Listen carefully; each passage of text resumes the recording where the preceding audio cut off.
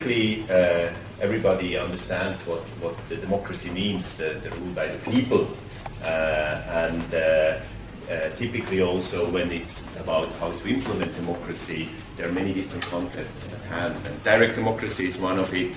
Sometimes it's said it's different from representative democracy, and in fact, I mean, the issue is that in the history of democracy there has been both direct democratic and representative democratic ideas, which many times have little to do with the realities we are living today under and with. Direct democracy as a very idea is, of course, much older than what we are talking about today. It's the very idea of the classical democracy in Athens, where the people came together in assembly to vote on issues. And in fact, the big problem of that direct democracy was, of course, that it had nothing to do with human rights, it had nothing to do with division of power, it had nothing to do with a long-time process, but it was ad hoc at the place in assembly that the people had the right to have a say.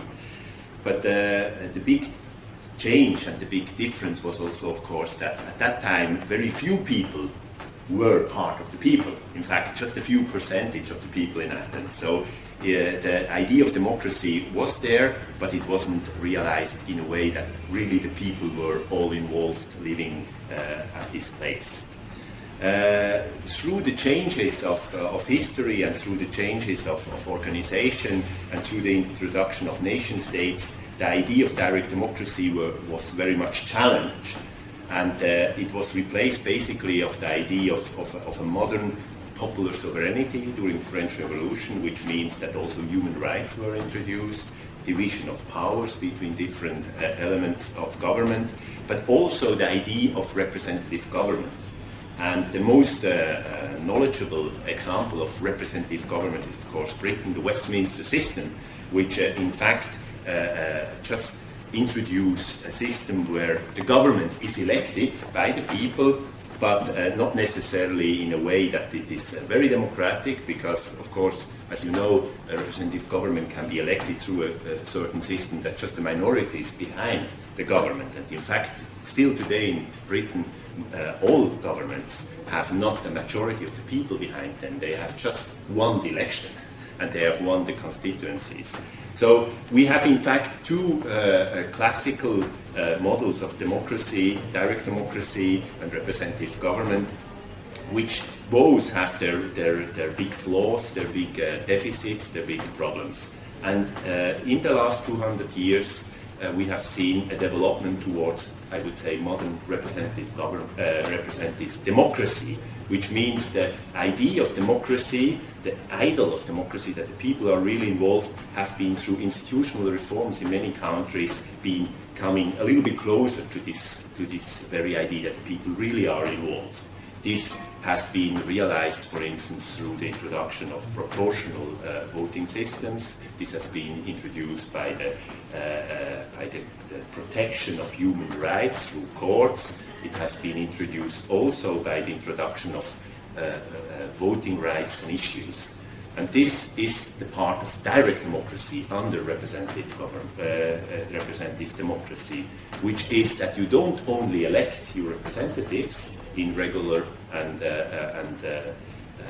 regular elections, but that you also have the right to, for instance, make popular initiatives, proposing an idea for the agenda and for decision making, and that you also, as a citizen, have the right to vote on issues in referendums. So, in fact, today we have all over the world different mixtures of this type of representative democracy. Certain countries are still more in the idea of the representative government only. That means just indirect democracy, just that you give away your vote in elections every 4th or 5th or 3rd year under a certain procedure.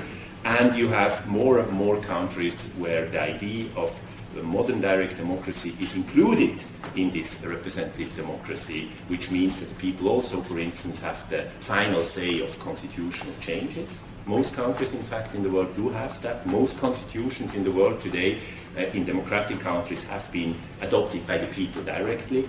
and also that you have more and more countries where you have the right for initiative. Again, this is differently organized on different levels of political decision making. I mean, the local, the regional, the national, and even the transnational. And at this point, I just would like to give you the note of what happened in Europe in the last weeks. Europe, in fact, adopted finally, after 8 years of discussion, its first constitution, which is a new treaty, which introduced the right for 1 million people to have a popular initiative right. So in the future, 1 million Europeans from at least 8 or 9 countries will have the same right as the European Parliament and the Council of Ministers of Europe to put a new legislation on the agenda of the European Union.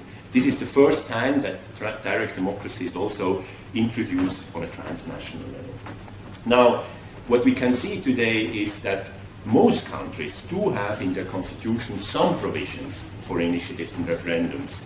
I was involved in a big project by International IDEA, which is an intergovernmental organization based in Stockholm, to assess the provisions of direct democracy, modern direct democracy, in the constitutions of all territories and countries around the world. And in fact, 9 out of 10 such countries in the world of 214 examined do have some provisions. But that doesn't mean that there is an opportunity for modern direct democracy in all these countries, because in most cases there are no implementation rules. So you can say that idea of democracy is there, and the promise of democracy is there, but the implementation of democracy is in most countries not there yet. Why?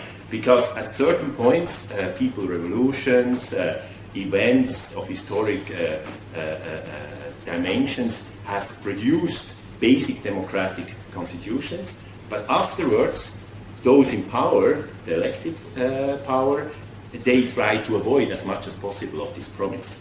So the implementation is not there, or the implementation is so bad that it's not possible to use. I give you an example from the Philippines, where I just stayed 2 weeks. In the Philippines, as you may know, in 1986, 1897, the People Power Revolution ousted dictatorship of Ferdinand Marcos, and it was a huge success, and it changed a lot of the mood of democracy, in fact, in Asia, and it introduced the constitution of people power, introduced all the good rights of democracy, free elections, initiative rights, referendums, constitutional changes, etc., etc.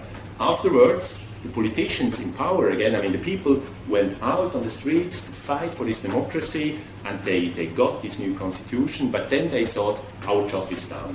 Now we are going back to our everyday jobs, and this will be done by the politicians. But the politicians, of course, were mostly already politicians on the Marcos time, so they came back and tried to introduce laws for all these democratic provisions, which are not at all introducing these possibilities, these opportunities for democracy. So in fact, for instance, if you want to do a popular initiative in the Philippines today, you need the signatures from 12% of the voters all over the country, 90 million people, and you need 12% from each of the 700 districts. And you need to sign 8 times for each election commissioner.